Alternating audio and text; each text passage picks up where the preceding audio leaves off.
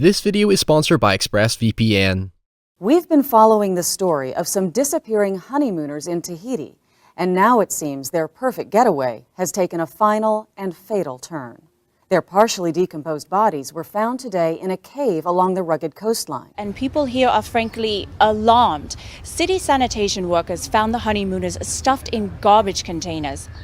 Sydney, can you refresh our viewers as to the timeline of these honeymoon killings? Ah yes, all you lovely couples going on your romantic getaways and sizzling summer vacations, well, here I am to ruin it once again. If you remember my video on the ruins from 2 years back, I gave you my breakdown of the worst possible horror movie to watch before any adventurous holiday, but this time let's grind it in true crime murder mystery territory with a surprisingly unique outcome. A Perfect Getaway tells the story of 3 distinct couples vacationing on a remote hiking trail in Hawaii, only to learn about the recent butchering of another couple in the same area who the police are calling the honeymoon killers, prompting each pair to begin suspecting one of them is probably responsible. On paper, it doesn't sound like much, but trust me, there are some genuinely clever twists and turns to constantly throw you off the scent that upon discovering the true nature of what is actually happening will completely change how you rewatch the film. I have to tread very lightly on the plot for now because any detail could be a spoiler, so once I set the film's tone and direction, everything else comes at your own discretion, so you've been warned.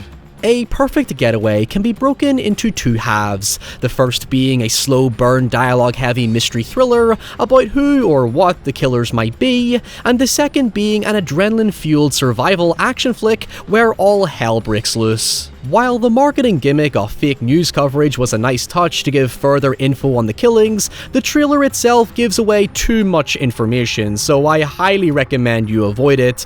But at the same time, if you are a seasoned genre pro or just someone who likes to poke holes in films, you might figure things out pretty quickly once the game is afoot, if not immediately. It's certainly not as intelligent as it wants to be with how it goes about red herrings, deception, and misdirection, but you've got to give it credit for at least trying to be inventive with the usual murder mystery by removing the detective/mediator from the equation in favor of some compelling psychological warfare. There is a lot of screenplay wankery in here that does make the story feel too on the nose at times in what I think was an attempt to be a meta commentary on the genre. I mean, one of the characters is literally a screenwriter, so get used to them talking about plot twists, red herrings, and all the usual writing tricks used in a film like this. In a way, it kinda wants to be taken as satirical in the same vein as Scream with its use of self-awareness, but then I find myself questioning how subversive it truly is, because I saw this film over a decade ago, and reviewing it now, what makes it difficult is that I know the outcome, so it's hard to give a current impression on what it's like going in blind.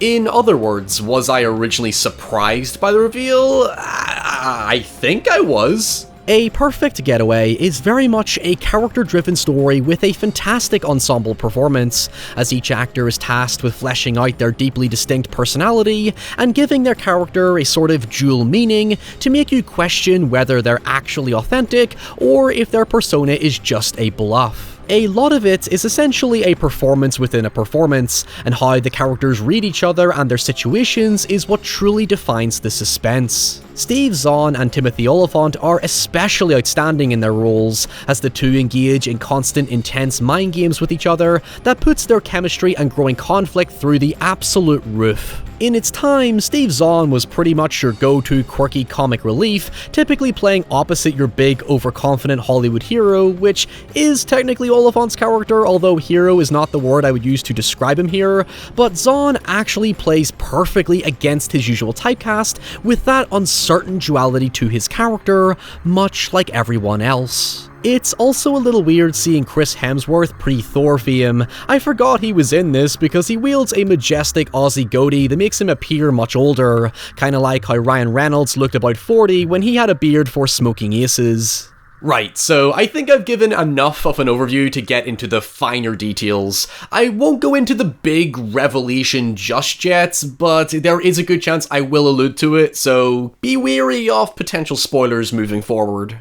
But just before we go any further, here is a quick word from this video sponsor, ExpressVPN. These days, streaming services are spreading up like mushrooms, making it difficult to decide which increasingly expensive service to spend your hard-earned money on. However, the power of ExpressVPN allows you to get more bang for your buck by masking your device's IP address to trick the internet into thinking you're anywhere you want to be in the world. For example, if I open the ExpressVPN app and switch to Australia, if I then open Netflix, I can access that country's entire Netflix library, allowing me to watch quality horror movies like Freaky, Blair Witch, Midsommar and Hereditary, which are currently not available on Netflix UK where I live. More so, I recently had the chance to rewatch Antlers on Disney Plus because I discovered that it's available on Disney Plus Canada, and if you're wondering why horror movies are on Disney Plus, well, that's probably because you live in America and don't have access to Star, which unlocks a staggering selection of films and TV shows you don't want to miss out on. Basically, without ExpressVPN, it's like going to pick your favorite clothes to wear on a night out,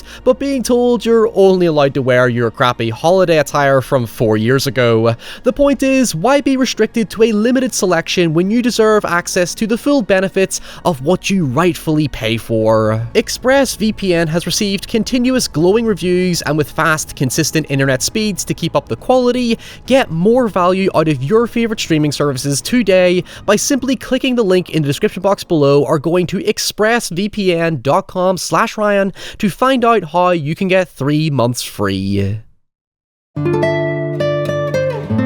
So, to give you a brief overview of the varying couples, the first two we meet are the relatable honeymooners Cliff and Cindy, who along their trail group with a more adventurous couple called Gina and Nick, the latter of whom claims to be a specially trained soldier, but his eccentric, sometimes overbearing personality makes you wonder if he's just trying to impress a pair of strangers. However, the third couple, Keel and Chloe, arouse immediate suspicion, as Keel shows notable hostility, which could just be a douchebag bravado thing.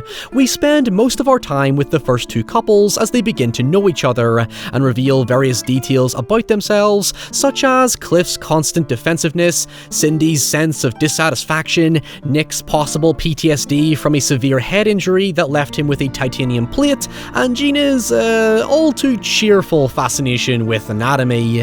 Along their way, they keep encountering Keel and Chloe just off trail, and Cliff begins to think they're actually following them, as any line of question is met with vague answers that naturally make the rest of the group weary. With all that information, and without spoiling anything, all I'll say is, who you currently think it is probably exactly who it is, although the film does throw enough curveballs in your way to keep you engaged regardless. From the lens of a generic thriller, it's pretty easy to take a stab at anyone being the killer. There are legitimate reasons to suspect everyone, and when Nick and Cliff begin to clash personality-wise, you can see their composure begin to break. Cliff and Cindy are practically our main protagonists, so naturally you might drop your guard at first by how relatable and timid they are up against Nick and Gina, who have such extroverted, assertive personalities and experienced survival skills that you can see where the power dynamic clearly lies. However, the problem with Keel and Chloe is that they're very obviously placed as a red herring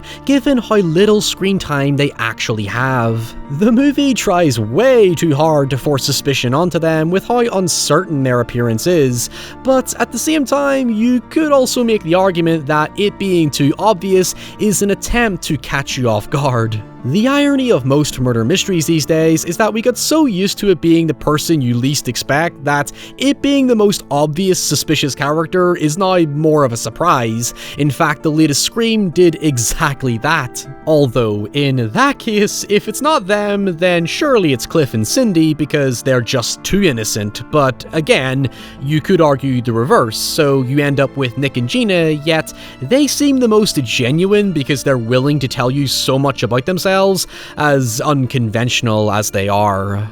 In a way, it's obvious, but it's not. The film really does require you to read their performances and decide for yourself whether you believe them. Like I said earlier, who you think it is probably who it is, because the film emphasizes this need for a gut instinct. So, let's see if you're right. At the halfway point, Keel and Chloe are arrested for possessing a collection of teeth, which proves unsurprising to the other couples who were pretty confident in their suspicions. However, upon reaching a secluded beach, Nick and Cliff venture off to a cave, as Sydney and Gina remain. Gina then starts to use a camera that Sydney and Cliff use throughout the film to capture memories of their wedding and honeymoon, but to Gina's surprise, it's not Cliff and Sydney's wedding. Well, it is, but it's more complicated than that. Through an extensive flashback, it's revealed that Cliff and Sydney are meth-addicted drifters who murder other couples and take their identities to live out a psychopathic fantasy where they can be anyone they want. Cliff, whose real name is Rocky, views himself as immortal, wishing to live out 100 different lives, whereas Sydney kinda just goes along with it because she has become emotionally dependent on him. As Rocky tells her, she's desperate for attachment, having come from an abusive family, but Rocky is a controlling, violent psychopath with no real emotion to speak of. She's a victim in her own right because it's not a Bonnie and Clyde situation where the power dynamic is shared. She is emotionally shackled to Rocky because she holds onto these aspirations of starting a happy, loving family that she never had. However, the big kicker is that upon rewatching the film, now knowing that they're the killers, all this information is technically never hidden from you. It's a twist akin to The Usual Suspects. You will never watch the film the same way again, and I actively implore you to rewatch it to see how blatantly upfront the film is about how they're scheming to kill Nick and Gina. All it does is simply withhold context. For example, in the opening minutes, we see Rocky and Sydney recite their names, occupations, and backgrounds, which is just them being cute and playful, but in reality, they're trying to memorize all the details of their victims' identities, as well as mimic their mannerisms and speech. Later on, you see Cliff reading about the discovery of mutilated corpses, and there's actually a grainy CCTV photo that makes you think it's Nick, but it's actually Rocky alluding to Sydney that their cover is being blown. Seriously, every interaction between them takes on a whole new meaning, and it works because none of it is contrived. It still comes off as natural. Rocky's uptight, nervous energy isn't because he's timid and outside his comfort zone, it's just him trying to hold his meth head shit together. What we can piece together is that throughout their entire time, Rocky and Sydney were actually collecting as much information on Nick and Gina as possible to take their identities. You see Rocky constantly asking questions, looking for Nick to follow up on specific details, but the more he reveals, the more anxious Rocky becomes about Nick's military training, again recontextualizing it as Rocky realizing Nick could be a challenging threat to him. Conversely, I got the impression that Nick was always suspicious of them because you can see how he almost succeeds at getting into Rocky's head by challenging aspects of his character. Again, I cannot praise the actors enough for the complexity of their performances. This is exactly why Steve Zahn is perfect in the role. He's never played a character like this before, so to see him then launch into full murderous psychopath is a night and day transition. The whole film plays on the simple notion of don't judge a book by its cover, and looks can be deceiving, as Keel even tells Rocky earlier in the story. And that's a moral that ultimately swings both ways. It even goes for the setting itself, where Hawaii is romanticized as safe and harmonious, but like, there are bad parts everywhere you go, so having your wits about you is just common sense. Anyway, getting to the thrilling climax, Rocky shoots Nick in the head and proceeds to chase Gina, as Sydney manages to flag down a police helicopter. It's a great sequence that words cannot do justice. There are these hyper-dynamic editing choices and kind of explosive bits of cinematography. There's even this tense standoff where Rocky encounters another group and tries to make a fake story about how Gina is his wife and she's on meth, but his pupils are dilated as fuck.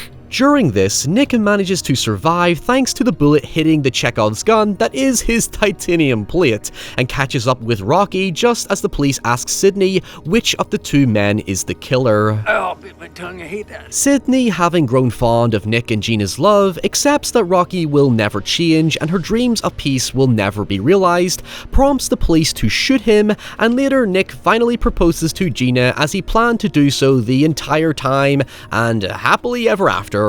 What happens to Sydney despite attacking Gina? Who knows, the movie just kinda ends. Just like how my videos typically end. If you made it this far, thank you so much for watching. Please let me know in the comments below what film I should cover in the future, and until next time, stay safe, stay away from honeymooners, and I'll see you all very soon.